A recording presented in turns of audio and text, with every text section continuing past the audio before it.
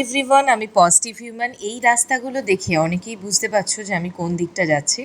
আর যারা বুঝতে পারছো না তাদের জন্য বলছি, এই জায়গাটা হচ্ছে সোদপুরে। কিন্তু আমি সোদপুরে কোথায় যাচ্ছি? এটা একটা প্রচণ্ড হিস্টোরিক্যাল প্লেস, তো এর ব্যাপারে আমি কিছু ইনফরমেশন দেব। এবং জায়গাটা দেখো তোমরা পুরো প্রথম থেকে শেষ অবধি, ভীষণ ভাল লাগবে। জায়গাটার নাম বড় মন্দির ঘাট, যেটা হরিশ্চন্দ্র দত্ত রোডে রয়েছে, সুকচর, পানিহাটি, নর্থ 24 পারগানাজে। 200 বছরেরও আগে 1213 সালে নবীনচন্দ্র দত্ত এই ঘাটটা বানিয়েছিলেন। সাথে 12টা শিব মন্দিরও বানিয়েছিলেন তার বাবার স্মৃতি হিসাবে। কথা বলতে বলতে বলে দিই, এই কাকিমা ওখানে চা বিক্রি করে, খুবই ভালো এবং আন্তরিক ব্যবহার করে।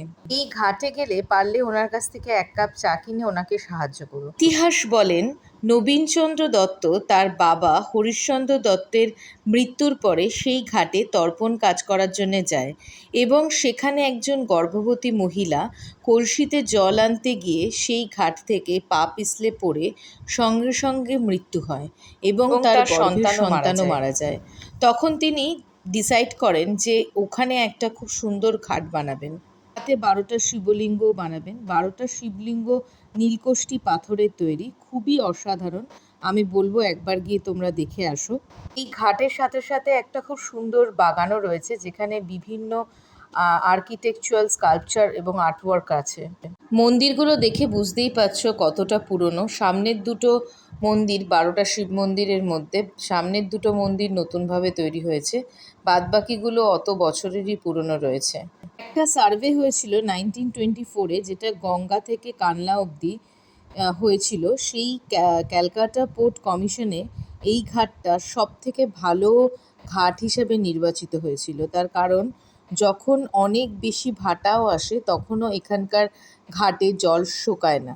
আর ঘাটের যে সিঁড়িগুলো, সেগুলোর ইঞ্চি মাত্র 4 ইঞ্চি, যাতে করে সবাই এই ঘাটটা আর কি ইউজ করতে পারে, এমনকি প্রেগনেন্ট লেডিসরাও। এই ঘাটটার ডিজাইন করেছিল ব্র্যাডফোর্ড লেসলি এবং তার সাথে বাংলার প্রথম ইঞ্জিনিয়ার নীলমণি মিত্র। ইতিহাসগুলো জানলে এই জায়গাটা আরও বেশি ভালো লাগে। এই ঘাটগুলোর প্রত্যেকটা শিব মন্দিরে কিন্তু আলোর ব্যবস্থা নেই, এবং এইটা হচ্ছে সেই পাশের বাগানে। এখানে ভীষণই অন্ধকার ছিল, দেখতেই পাচ্ছ। এর ভেতরে গেলে একটু অন্যরকম একটা গা ছমছম ফিলিংস হয়, কিন্তু বেশ ভালো। আর এখান থেকেও গঙ্গাটা দেখা যাচ্ছে, খুব সুন্দর। আমরা এখান থেকে আর একটা ঘাটে যাব অটো করে, সেইখানে একটা এরকম কালী মন্দির আছে। কালী মন্দিরটা এত সুন্দর যে কি বলবো। কালী মন্দিরের সাথে সাথে একটা কৃষ্ণ মন্দিরও আছে, তার সাথে এরকম ঘাট আছে, বাঁধানো ঘাট, এবং এখান থেকে নৌকা ছাড়ে। এই নৌকা এই সোদপুর থেকে কোন্নগর নিয়ে যায়। প্রত্যেক 10 মিনিট অন্তর অন্তর নৌকা ছাড়বে, যেই নৌকাতে চেপে তোমরা চলে যেতে পারো কোন্নগরে। আর এখানে তো কত রকমের খাবার দাবার। এই যে নৌকাতে উঠে পড়ছি, আমি এর আগে বহুবার দেখেছো, আমি অনেক শিপ টিপে চড়ি। আমার শিপ বা বোট এগুলোতে চড়তে ভীষণ ভালো লাগে। আর এই রকম একটা খোলা নৌকা, এটাতে চড়তে তো একটা অন্যরকম ফিলিংস আসছে। আর তার মধ্যে বাদাম, তারপরে পাঁপড়, এগুলোও লোকে বিক্রি করছে। আর সব থেকে যেটা ভালো লাগছে যে আমার মাতৃভাষায় লোকেরা একে অপরের সাথে কথা বলছে।